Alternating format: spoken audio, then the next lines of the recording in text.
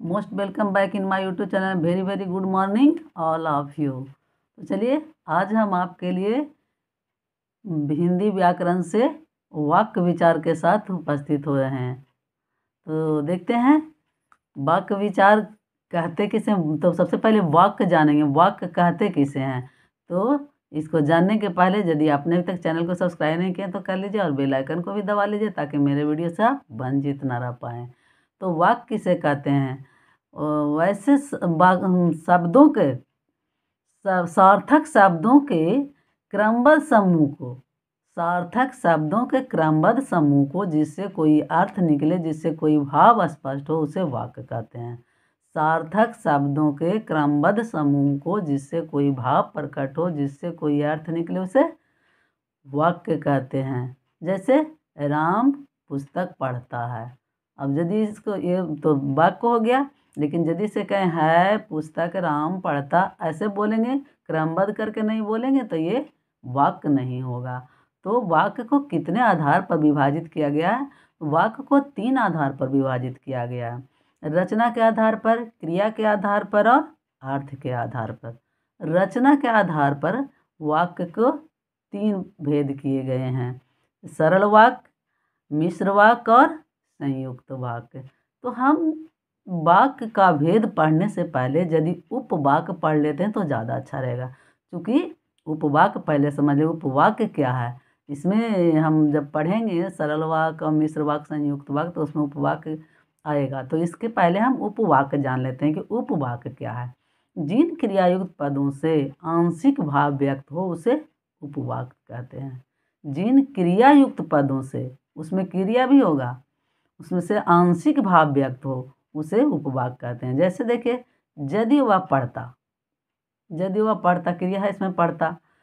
यद्यपि वे बीमार थे, ये सब क्या है? उपवाक्य है। भाव तो नहीं, भाव आंशिक भाव व्यक्त हो रहा है, व्यक्त हो रहा है लेकिन पूरा भाव नहीं व्यक्त हो रहा है। यदि वह पढ़ता तो क्या करता? कुछ पता नहीं चल रहा है, पास होता, नौकरी करता, क्या करता कुछ पता नहीं। तो अवश्य सफल होता, तो अवश्य सफल होता, ये भी आंशिक वाक्य ही है। तो इसे ही उपवाक्य कहा जाता है। अब कह रहा है कि उपवाक्य के भी भेद होते हैं। उपवाक्य को इंग्लिश में क्लाउज बोला जाता है। तो उपवाक्य के 2 प्रकार होते हैं: प्रधान उपवाक्य और आश्रित उपवाक्य। प्रधान उपवाक्य मतलब प्रिंसिपल क्लाउज इंग्लिश में से बोलते हैं। आश्रित उपवाक्य का मतलब सबऑर्डिनेट क्लाउज। तो प्रधान उपवाक्य क्या है? प्रधान उपवाक्य वाक्य का वह हिस्सा है जो स्वतंत्र रूप से अर्थ दे सकता है। क्या हुआ? प्रधान उपवाक्य वाक्य का वह हिस्सा जो स्वतंत्र रूप से अर्थ दे सकता है, वह दूसरे वाक्य पर आश्रित नहीं रहता है, उसे प्रधान उपवाक्य कहते हैं। आश्रित उपवाक्य वाक्य का वह हिस्सा जो न तो स्वतंत्र रूप से लिखा जाता है और न ही कोई स्पष्ट अर्थ ही देता है, उसे आश्रित उपवाक्य कहते हैं। जैसे देखिए, इसको एग्जाम्पल से हम समझते हैं। आप नहीं जानते हैं कि वह कैसा लड़का है, तो इसमें आप नहीं जानते हैं प्रधान उपवाक्य है। आप नहीं जानते हैं, पूरा इससे अर्थ निकल रहा है कि वह कैसा लड़का है, तो ये आश्रित उपवाक्य हुआ। वह कैसा लड़का है भाई, कोई पता नहीं लग रहा है, हैं? आप नहीं जानते हैं, इसमें पूरा अर्थ निकल रहा है। तो इस प्रकार से ये समझ गए आप। प्रधान उपवाक्य और आश्रित उपवाक्य। प्रधान उपवाक्य में क्या होता है? वह स्वतंत्र रूप से लिखा भी जाता है, स्वतंत्र रूप से उसमें अर्थ भी निकलता है। आश्रित उपवाक्य जो न तो स्वतंत्र रूप से लिखा जाता है, न उसका कोई स्वतंत्र रूप से अर्थ ही निकलता है। चलिए देखते हैं आश्रित उपवाक्य की पहचान कैसे करेंगे भाई कि ये आश्रित उपवाक्य है। तो ज़्यादातर उपवाक्य में देखिएगा कि, क्योंकि, जो कि, ताकि, चूंकि, जो, ज्यों ही, यदि, यद्यपि, जब, जब तक, जहाँ, जहाँ तक, चाहे, मानो, जितना, जितना भी, ये सब लगा हुआ रहता है उसके माने दोनों वाक्य को जोड़ने के लिए बीच में। तो ये सब जब लगा हुआ है, इन शब्दों से शुरू हो, वाक्य आरंभ हो, तो उसे आप क्या समझिएगा कि आश्रित उपवाक्य हैं। अब आश्रित उपवाक्य के भी 3 भेद होते हैं। आश्रित उपवाक्य के भी 3 भेद होते हैं: संज्ञा उपवाक्य, विशेषण उपवाक्य और क्रिया विशेषण उपवाक्य। संज्ञा उपवाक्य किसे कहते हैं? जो आश्रित वाक्य संज्ञा की तरह प्रयुक्त होता है, उसे संज्ञा उपवाक कहते हैं।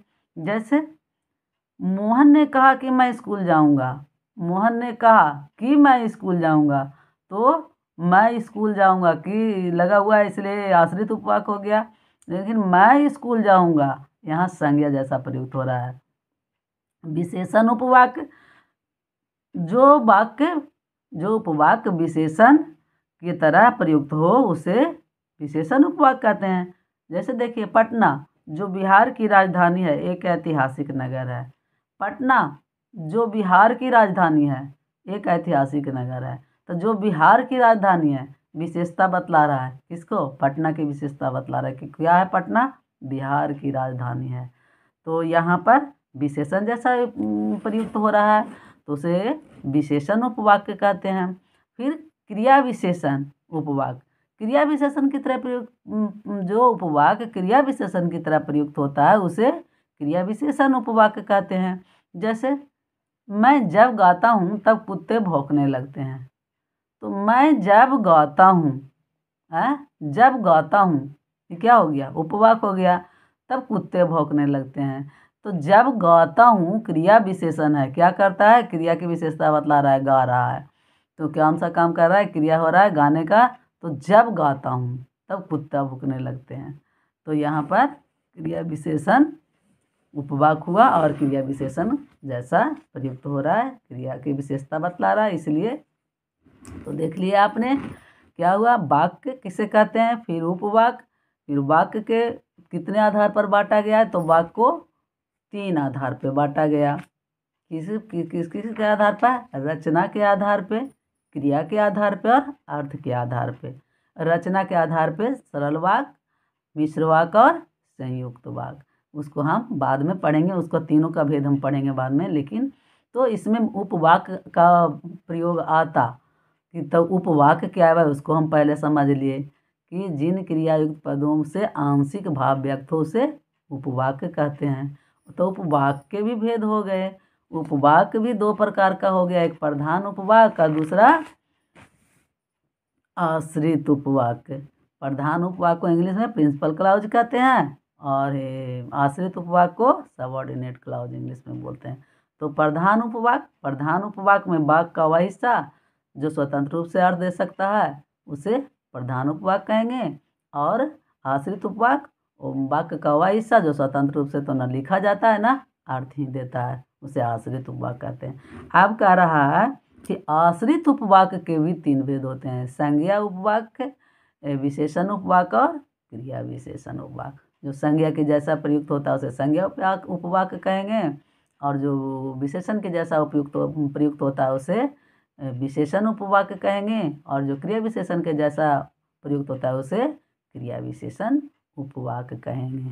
तो चलिए आज हम यहीं पर विराम लेते हैं और फिर मिलेंगे रचना के आधार पर वाक्य के साथ, सरल वाक्य, मिश्र वाक्य और संयुक्त वाक्य के साथ। क्योंकि 10th में और 11th में भी ये जरूर पूछा जाता है कि सरल वाक्य से मिश्र वाक्य में बदलें, मिश्र वाक्य से संयुक्त वाक्य में बदलें, संयुक्त वाक्य से मिश्र वाक्य में बदलें। इस तरह से आता ही आता है, इसलिए हम इसे ज़रूर बताएंगे नेक्स्ट वीडियो में। तो चलिए अब हम विदा लेते हैं।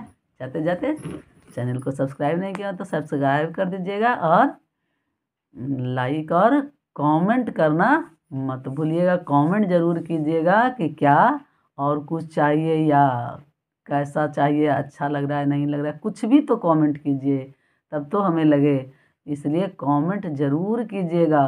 कुछ गलत लग रहा है तो गलत ही बोलिए कि ऐसा हो रहा है यहाँ पे, तब तो उसमें सुधार किया जाएगा। इसलिए चलते चलते okay guys, have a nice day, bye bye dear.